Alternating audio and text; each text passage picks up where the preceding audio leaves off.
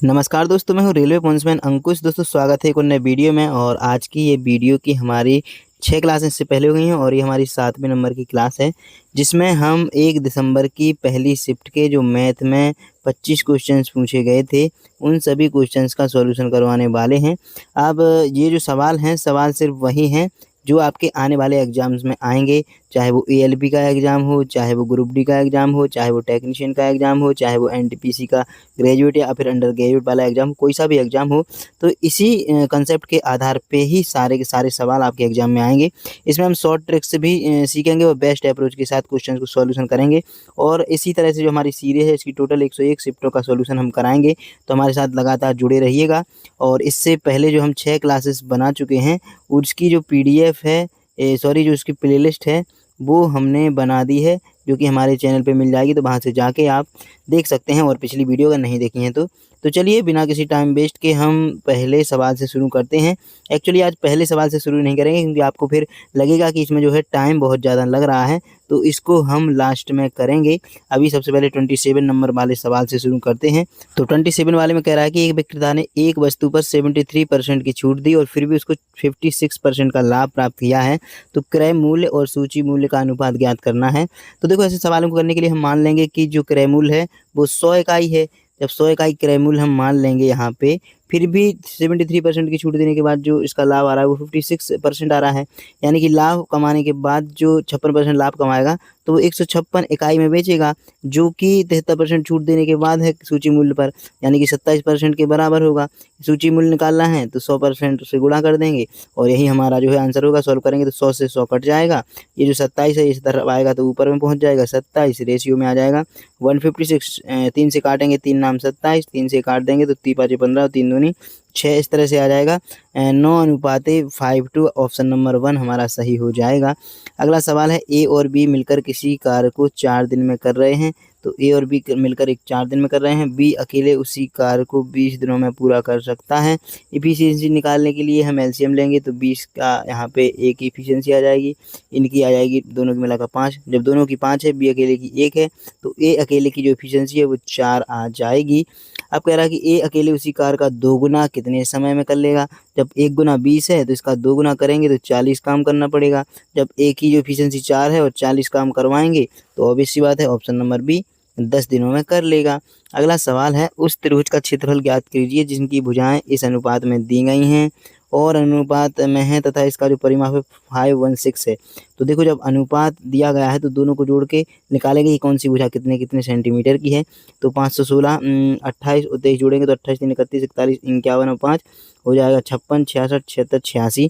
तो जब 86 total ratio बन रहे हैं और टोटल जो वैल्यू है 86 की वो दी गई है 516, यानी कि एक रेशियो की वैल्यू है जो कि 6 दी गई है। तो अब इनकी जो एक्चुअल भुजाएं हैं वो निकल के आ जाएगी। तो 28 गुणा 6 करेंगे तो 180 में 12 कम 168 आ जाएगी एक भुजा। दूसरी भुजा करेंगे तो 6 दूनी 12 6 18 138 एक और भुजा आ जाएगी। इसमें करेंगे तो 6 पंचे 30 6 18 210 ये वाली भी आ जाएगी। तो इस तरह से जो हमारी भुजाएं आ जाएंगी। अब क्या कह रहा है कि त्रिभुज का क्षेत्रफल निकालना है। तो अगर ट्रिपलेट बन रही होती तो डायरेक्ट हम फॉर्मूला लगाते, लेकिन नहीं बन रही है, तो जो हीरोज फॉर्मूला होता है उसका हमको इस्तेमाल करना पड़ेगा, जो कि होता है, आप सबको पता होगा कि जो इसका फिर होता है एस इंटू एस माइनस ए, एस माइनस बी और एस माइनस का सी। अब इसमें एस जो होता है, एस निकालने के लिए यहाँ पे करते हैं ए प्लस बी, यानी कि तीनों भुजाओं का जोड़ और बटे 2 कर देते हैं। तो तीनों भुजाओं का जोड़ हमको पहले से ही 516 दिया गया है। 516 जब दिया गया है तो 2 से भाग देंगे, तो यहाँ पे हो जाएगा 250 प्लस 8 258। तो एस की जो वैल्यू है यहाँ पे 258 निकल के आ जाएगी। अब यहाँ पे हम मान रख देंगे, जो कि अलग कलर से अब रखेंगे। तो हम एस का मान जो है 258 रख देंगे, इंटू करेंगे एस माइनस ए, 168 घटाएंगे 298 से 90 आ जाएगा, इंटू 138 घटाएंगे तो 120 आ जाएगा। सी में से 210 घटाएंगे तो यहाँ पे 48 आ जाएगा। और इसको आगे सॉल्व करेंगे। अंडर रूट से बाहर निकालने के लिए हम देख रहे हैं कि यहाँ पे एक जो संख्या दी गई है 258 ये वाली, तो 258 किसी भी उससे बाहर नहीं निकलेगी और ऑप्शन सी में 258 अंदर में दी भी गई है, तो ये वाली जो हमारी ऑप्शन नंबर सी ऐसे ही सही हो जाएगा। बाकी फिर भी अगर आपको करना है तो आप कर सकते हैं, इसको निकाल सकते हैं 90 120 और 48 को निकाल सकते हैं। तो इसको 16 इंटू 3 लिख सकते हैं, 120 को हम 4 गुणा 30 लिख सकते हैं, 90 को हम 30 गुणा 3 लिख सकते हैं।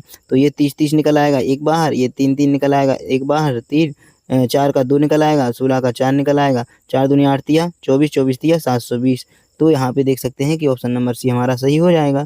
अगला सवाल है कि 5 अंकों की वाली संख्या है, कितनी है? 761 और एक x है और एक y है जो कि 90 से विभाजित है। अब आप ये देख रहे होंगे कि जब 90 में 0 पीछे है, 90 से विभाजित है, तो पीछे भी संख्या ऑब्वियस सी बात है कि 0 होगी, यानी कि जो y का मान है वो तो 0 हो ही जाएगा, ये तो हम डेफिनेटली कह सकते हैं। तो 761 और 0, अब x की जगह पे हमको यहाँ पे रखना है कि x पे कौन सी संख्या आ सकती है, तो इसको हम बाई ऑप्शन भी कर सकते हैं। तो यहाँ पे 10 वाली संख्या तो देखो पॉसिबल भी नहीं हो सकती है, क्योंकि 10 संख्या फिर डबल अंक हो जाएगा इसमें। तो ये मान के चलेंगे कि 5, 9 और 4 हम ऑप्शन से भी रख सकते हैं। तो सबसे पहले अगर 5 ऑप्शन रखेंगे तो 9, 7, 63, 9, 8, 72, 41 बचेंगे, 41 बचेंगे यहाँ पे। तो 9 पन्ना पैदा नहीं होगा, ये पॉसिबल नहीं है। इसके बाद बात करेंगे हम 9 का, तो 9, 8, 72, 4 बचेंगे, 441, 90, ये भी पॉसिबल नहीं है। तो ये भी नहीं होगा, ये भी नहीं होगा, 4 ही बचा है तो 4 रखेंगे। तो 8, 72, 41, 4 बचेगा, 9 चौको 36, 5 54, 9 छक्का 54, ये वाला बिल्कुल सेटिस्फाई कर रहा है 4 वाला ऑप्शन। तो ये जो है हमारी, देखो इसको ऐसे कर सकते हैं, 6100 और 0 से 0 कट जाएगा तो 4, इसी से हमको 9 से तो ही भाग देना है। तो 9 से जब हम भाग देंगे यहाँ पे तो 9, 7, 63 हो जाएगा, 9, 8, 72 हो जाएगा, 4 बचेंगे 41, 9 चौका हो जाएगा 36, 5 54, 9 छक्का 54, इस तरह से 4 सेटिस्फाई कर जाएगा। अगला जो सवाल है, 2 चचेरे भाइयों की वर्तमान आयु का अनुपात है कितना? 3:2 है, तो इसको हम 3x और 2x मान लेंगे। 6 वर्ष बाद की बात कर रहा है तो +6 कर देंगे, इनका जो अनुपात है 5:4 कर रहा है। अब इनकी x की मान यहाँ पे निकल आएगा, तो क्रॉस मल्टीप्लाई करेंगे जब, तो 4 तिया 12x प्लस 4 छंग 24 हो जाएगा, बराबर 5 दूनी 10x प्लस 5 छक्का 30 हो जाएगा। यहाँ पे करेंगे 10x इस तरफ आएगा तो 2x बचेगा, 24 उस तरफ जाएगा तो बराबर 6 बचेगा, यानी कि यहाँ पे x की जो वैल्यू है वो 3 आ जाएगी। अब आता है कि 4 x की वैल्यू 3 आ गई है, तो दोनों की यहाँ पे आयु इस तरह से निकाल सकते हैं वर्तमान वाली। तो एक की आयु आ जाएगी 3 दूनी 6 और दूसरे की आ जाएगी 3 तिरका 9। कह रहा है कि 4 वर्ष पहले उनकी आयु का योग पूछ रहा है। तो जब वर्तमान में अभी 9 और 6 15 योग है, तो 4 वर्ष पहले दोनों की 4 घटेगी, यानी कि 8 माइनस हो जाएगी, तो दोनों का योग ऑप्शन नंबर सी 7 हो जाएगा। अगला जो सवाल है, यदि दो संख्याओं का अनुपात इतना है और महत्तम समापवर्तक यानी कि HCF 32 है, तो उनका LCM निकालना है। देखो जिनको पता है कि 2 संख्याओं का अनुपात दिया है और अगर HCF जितना है तो संख्या उसी HCF से गुणा हो जाएगी, यानी कि एक जो संख्या है 7 गुणा 32 हो जाएगी, दूसरी जो संख्या है 8 गुणा 32 हो जाएगी। अब जिसको ये पता होगा कि LCM निकालना है अगर, तो जो LCM होता है वो HCF और दोनों संख्याओं का जो अनुपात दिया है उसी का गुणनफल होता है। तो अगर हम 7 का गुणा करेंगे 32 से और 8 का भी करेंगे, तीनों का करेंगे, तो 8 दूनी 16, 7 112, यानी कि इकाई का अंक 2 आ रहा है, जो कि ऑप्शन नंबर सिर्फ एक ही में है, सी में। तो ये सही हो जाएगा, बाकी अलग अलग भी कर सकते हो आप। हमारा अगला सवाल है 33 नंबर का, और ये सवाल हर शिफ्ट में आ रहा है, तो जो भी कॉन्सेप्ट क्लियर करके गया होगा तो उसने डेफिनेटली सवाल सिर्फ 1 मिनट में कर लिया होगा। कह रहा है कि एक वॉशिंग मशीन की कीमत टीवी की कीमत से 50% कम है। हर एक उसमें कहता है वॉशिंग मशीन की कीमत 83% बढ़ रही है, टीवी की कीमत 38% कम हो रही है। तो 8 वॉशिंग मशीन 4 टीवी की कीमत में प्रतिशत का बदलाव कितना आएगा? तो ऐसे सवालों को करने के लिए हम लिख लेते हैं वॉशिंग मशीन की कीमत यहाँ पे, टीवी की कीमत यहाँ पे, और फिर मान लेते हैं कि टीवी की कीमत 1000 है, तो 50% कम वॉशिंग मशीन की 500 हो जाएगी। अब अगली जो यहाँ पे परिवर्तन हो रहा है, तो 83% बढ़ रही है, तो 8 पंचे 40 और 3 5 15, 415 बढ़ जाएगी, यानी कि इसकी जो कीमत है वो 915 हो जाएगी। और इसकी 38% कम हो रही है, यानी कि इसकी 620 हो जाएगी। अब यहाँ पे परिवर्तन हमको दिखाना है, कितने 8 वॉशिंग मशीन की बात कर रहा है, कलर चेंज करते हैं, तो 8 का गुणा इसमें करेंगे, और 4 टीवी की बात कर रहा है तो 4 का इसमें करेंगे, तो 8 का इसमें भी करेंगे और 4 का इसमें भी करेंगे। तो 8 पंचे 4000 रुपये की तो ये वॉशिंग मशीन पहले आती हैं, और 4000 रुपये की 4 टीवी भी आती हैं। कुल मिला के 8000 खर्च करने पड़ते, लेकिन बदला हुआ है। तो यहाँ पे करेंगे 8 पंचे 40, 4 8 हजार 12, हाथ से लाई 1 8 9 72 और 1 7320 अब खर्च करने पड़ेंगे, यानी कि 4000 में जो है 15% कम ही हो जाता है, 70%। अब यहाँ पे 4 जो है टीवी खरीदा, 4 छंग 24 और 4 दूनी 80, यानी कि 2480 रुपये अब यहाँ पे खर्च हो रहे हैं। अब अगर दोनों को जोड़ा जाए तो 4 और 3 7 1 800 ये हो जाएंगे, और 7 और 2 9 ये हो जाएंगे, तो 9800 रुपया अब खर्च हो रहे हैं। चूँकि पहले से अब 1800 ज़्यादा खर्च हो रहे हैं, तो वृद्धि ही होगी, तो ये दो तो कमी तो हो नहीं सकते हैं। और कितने पे हो रही है? 8000 रुपये पे हो रही है 1800 की। 100 से गुणा करेंगे परसेंटेज निकालने के लिए, तो 1 जीरो से 1 जीरो, 1 जीरो से 1 जीरो कट जाएगा, 1 जीरो से ये वाला जीरो कट जाएगा। 8 से करेंगे 180 का, तो यहाँ हो जाएगा 8 दूनी 16, और ये हो जाएगा 8 दूनी 16, यानी कि 22.5। यहाँ पे हमारा जो आंसर है ऑप्शन नंबर डी सही हो जाएगा। अगला जो सवाल है, प्रेक्षणों का समांतर माध्य निकालना है, जो कि होता है कि सभी जितनी भी संख्याएं लिखी गई हैं तो सभी का तो योग हो जाता है, और भाग दे देते हैं सभी जितनी भी संख्याएं हैं, संख्या जितनी भी हैं उनसे भाग दे देते हैं। यहाँ पे करेंगे जोड़ेंगे, तो 9 और 3 12 और 4 16 और 3 19 और 2 21 और 2 23 और 7 30 और 7 37 और 2 39 हो जाएगा। 39 को 9 से 3 आ जाएगा। 3 6 3 9 9 2 11 4 15 16 5 21 और 6 27 और 5 32 और 9 41 और 4 45 हो जाएगा, यानी कि 459 आ जाएगा। कुल कितनी संख्या है? 1 2 3 4 5 6 7 8, कुल 9 संख्याएं हैं। तो 9 पन्ना 45 और 9 एकम 9 51। यहाँ पे ऑप्शन नंबर बी सही हो जाएगा, माध्य निकल आएगा। 35 नंबर का सवाल है, कुर्सी का अंकित मूल्य है 7600 रुपये, उनके क्रय मूल्य से 25% अधिक है जो कि अंकित मूल्य। तो इस अंकित मूल्य पर 4% की छूट पर बेचा जाता है, तो लाभ प्रतिशत ज्ञात करना है। तो सबसे पहली बात तो इसका क्रय मूल्य निकाल लेंगे हम। जब 7600 रुपये क्रय मूल्य है और जो कि 25% अधिक इस पे है, यानी कि 125% होगा, तो 100% कितना होगा? 100 से गुणा कर देंगे तो निकल आएगा।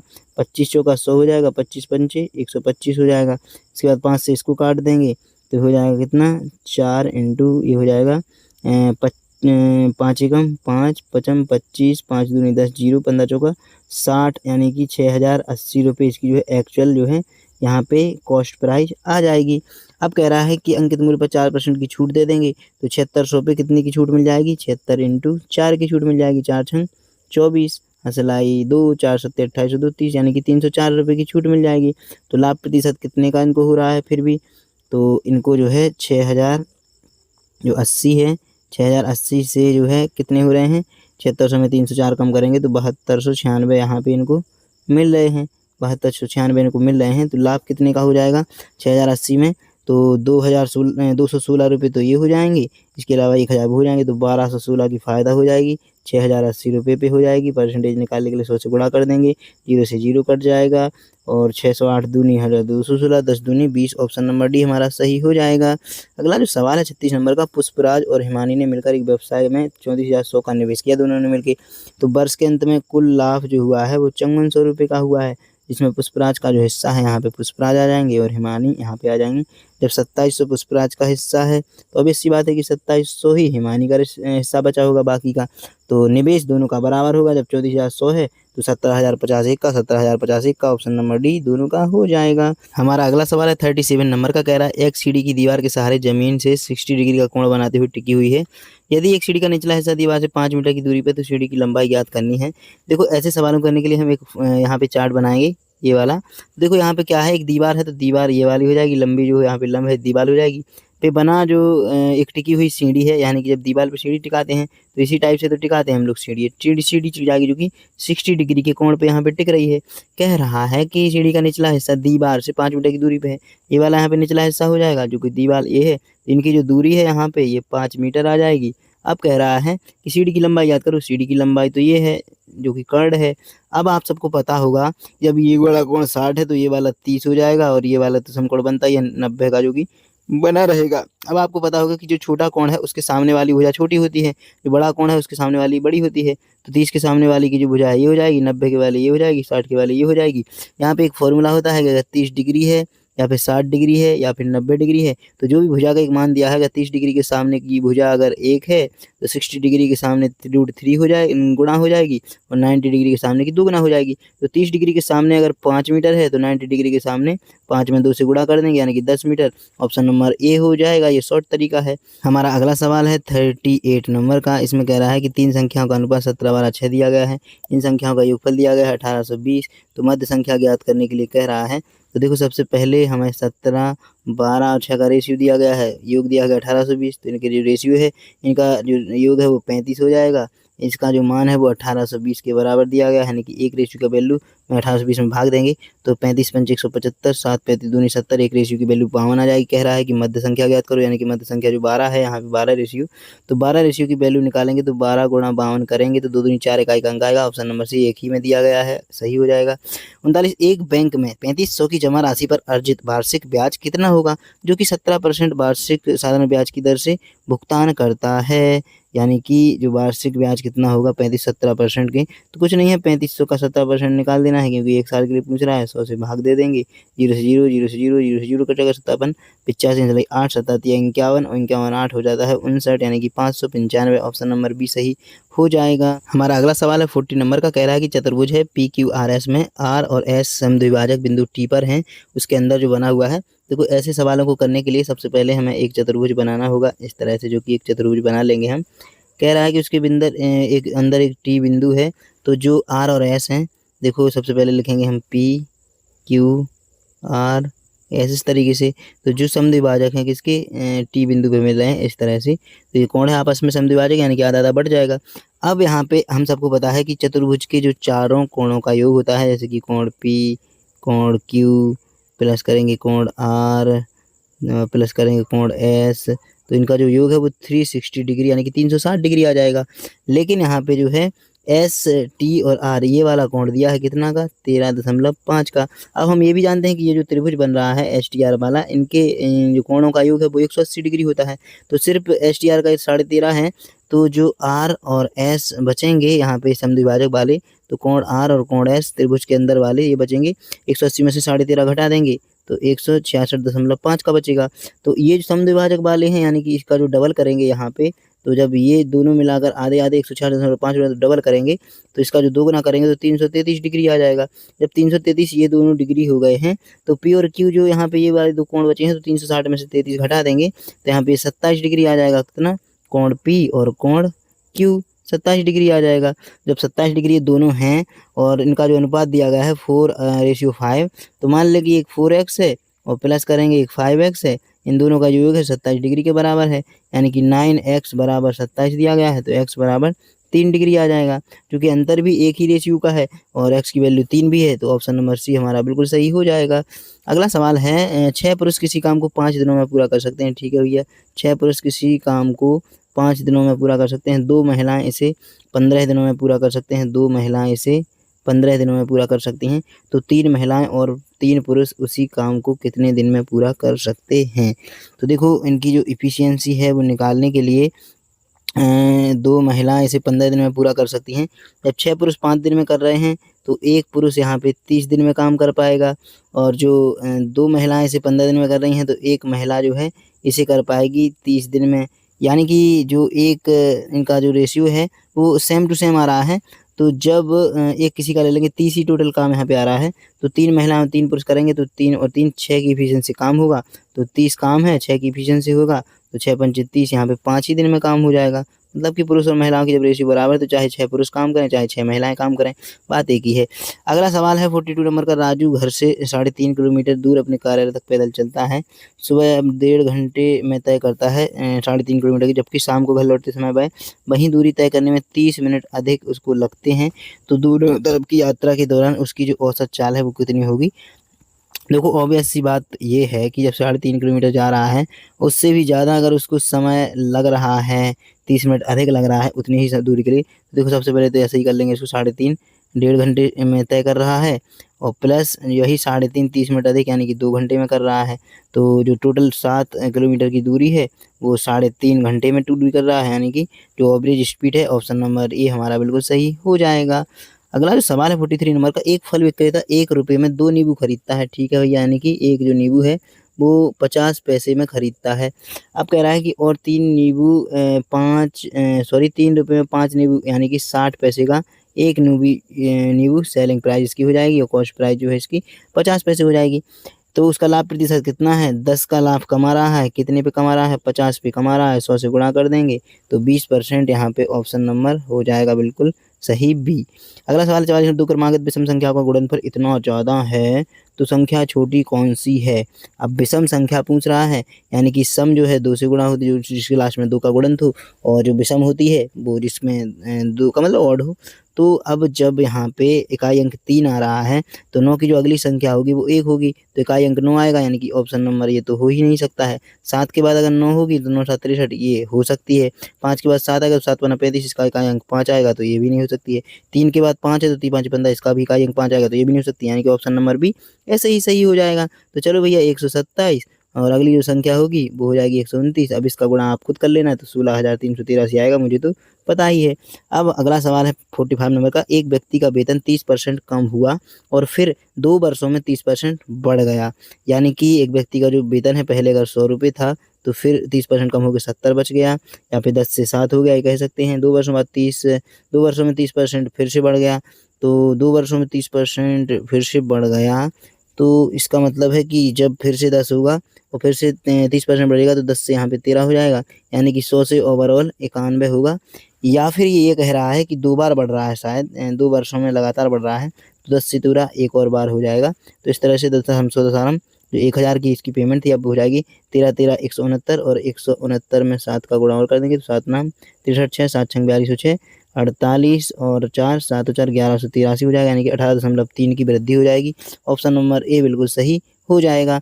अगला जो सवाल है 46 नंबर का कह रहा है कि 1439 लंबी एक ट्रेन 36 किलोमीटर प्रति घंटे की चाल से चल रही है। इसी 13 से 31 मीटर लंबे प्लेटफॉर्म को पूरी तरह से पार करने में कितना समय लगेगा। तो देखो अगर किलोमीटर प्रति घंटे में है तो मिनट में सेकंड में बदलने के लिए 5/18 से गुणा कर देते हैं तो 18 दूनी 36 यानी कि 10 मीटर प्रति सेकंड आ जाएगी इसकी स्पीड मीटर प्रति सेकंड में। कह रहा है कि 1331 का ये है और 1439 का ये है, तो जोड़ेंगे तो 14 और 13 हो जाता है 27, 2770 यहाँ पे टोटल दूरी तय करनी है 10 मीटर प्रति सेकंड की दर से, तो 277 सेकंड लगेगा। ऑप्शन नंबर ए बिल्कुल सही हो जाएगा।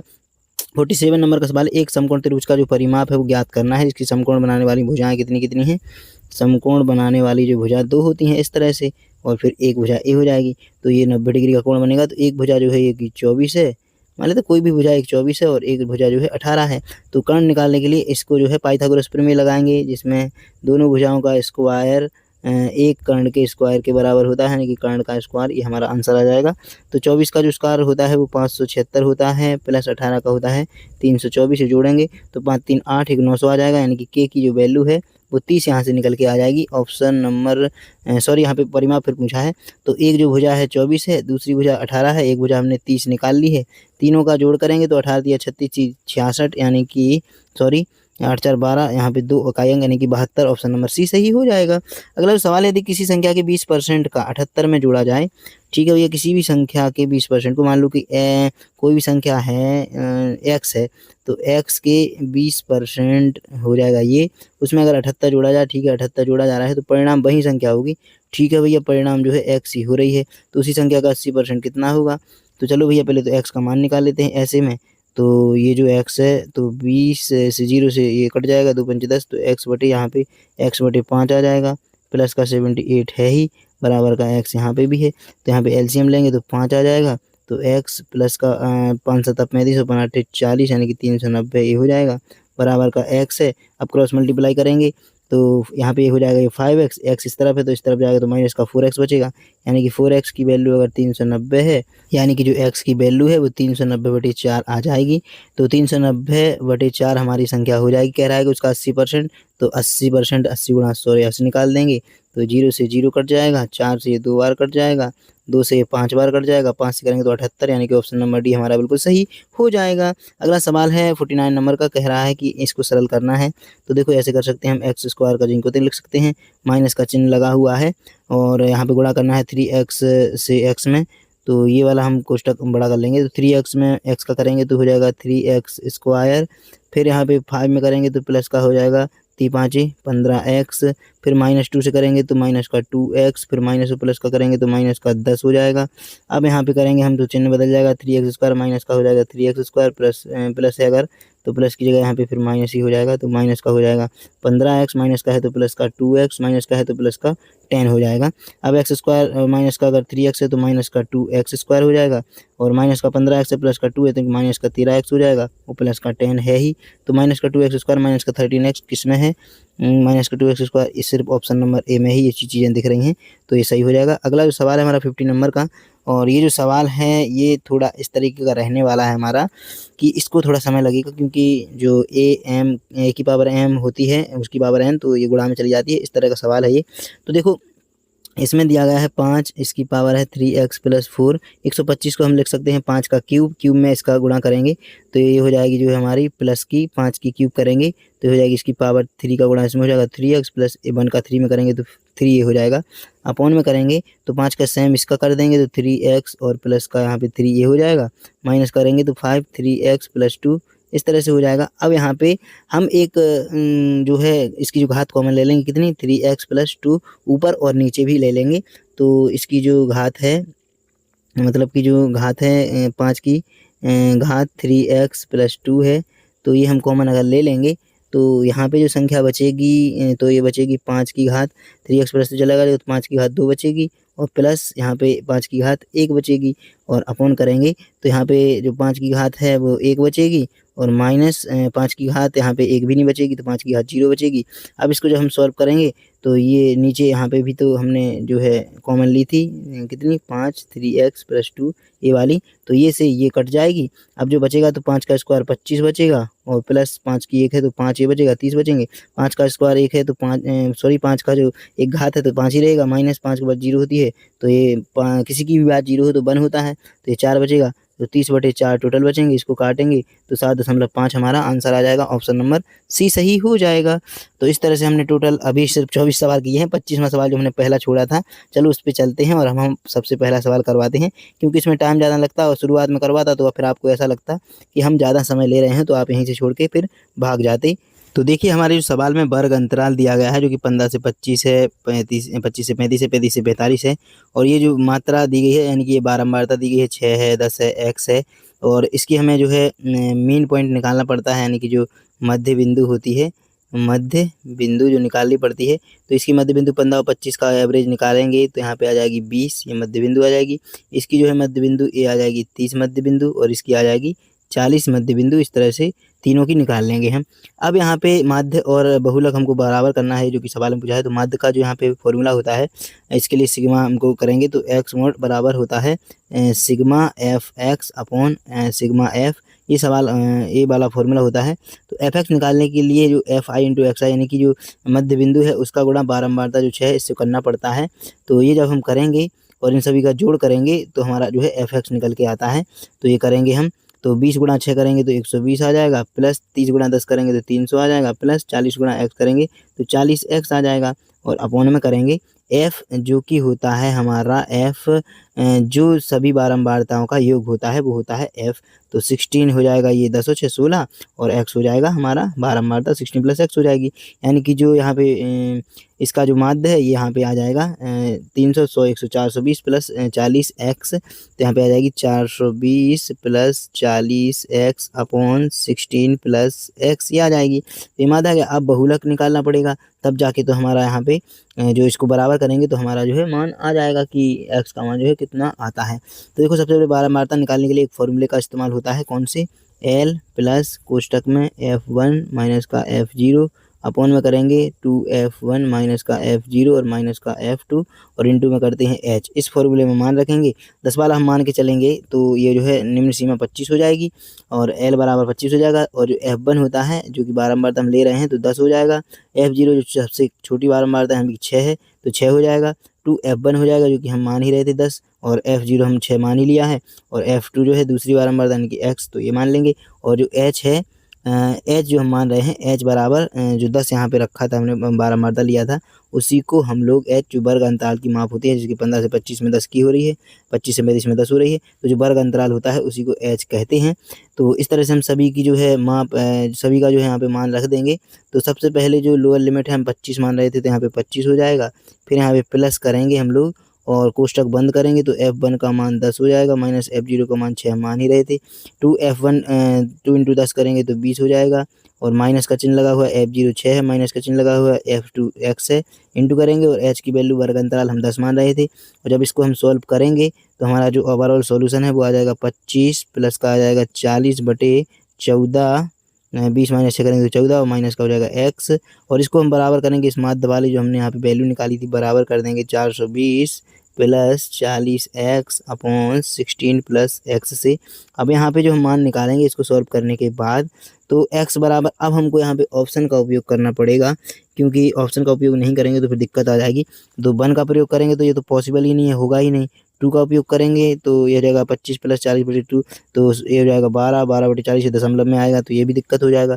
4 करेंगे तो 14 में से 10 10 10 4 40, ये बराबर यहाँ पे आ जाएगा 29, और ये 4 करेंगे तो 16 4 यहाँ पे 20 हो जाएगा, और 120 और 160 हो जाएगा 4, ये वाला भी 29 आएगा, यानी कि जो सेटिस्फाई है ऑप्शन नंबर सी कर रहा है। तो जो मान बराबर कर रहा है तो वो सी बराबर 4 ऑप्शन कर रहा है, ऑप्शन नंबर सी सही हो जाएगा। ऐसे सवाल आपको जल्दी समझ में नहीं आएंगे क्योंकि ये बहुत ज़्यादा लेंदी होते हैं, और इसमें बहुत सारी चीज़ों का जो आप प्रैक्टिस करोगे और सामने से समझोगे तो आप जब बार बार इस चीज़ की प्रैक्टिस करोगे तो इस चीज़ में जो सारणी बनी थी वो बनी नहीं आ रही है, तो नहीं तो फिर अच्छे से समझाते तो आपको समझ में भी आता। तो इस तरह से अब हमने टोटल 25 सवाल पूरे कर लिए हैं, जो कि हमारी आज की 7वीं क्लास थी। उम्मीद है कि आपको ये क्लास पसंद आई होगी। अगर ये वाली क्लास पसंद आई है तो वीडियो को लाइक कर देना, अपने उन सभी दोस्तों के साथ वीडियो को शेयर कर देना जो रेलवे ग्रुप डी की या फिर किसी भी एग्ज़ाम की तैयारी कर रहे हैं। और अगर अभी तक चैनल को सब्सक्राइब नहीं किया है तो सब्सक्राइब जरूर कर लेना। इसके अलावा जो आदित्य रंजन सर ने हमारी जो बुक दी है हमको, टोटल 8 बुक सेंड की हैं, इसकी मैंने वीडियो बनाई थी, तो उसका हम गिव अवे भी कर रहे हैं। तो उस गिव अवे में भाग लेने के लिए अपने उसी वीडियो के सेक्शन में कमेंट कर दीजिएगा। खैर इस वीडियो में भी कर सकते हो। तो जो लगातार सच में पढ़ाई कर रहा है उन्हीं को वो बुक मिलने वाली हैं, तो आप जाके भी कमेंट कर सकते हैं और उसके विनर बन सकते हैं। तो दोस्तों आज की इस वीडियो में इतना ही। चलो मिलेंगे अगली वीडियो में 8वीं क्लास में, जो कि 1 दिसंबर की शिफ्ट 2 रहने वाली है हमारी। तब तक के लिए नमस्कार, धन्यवाद।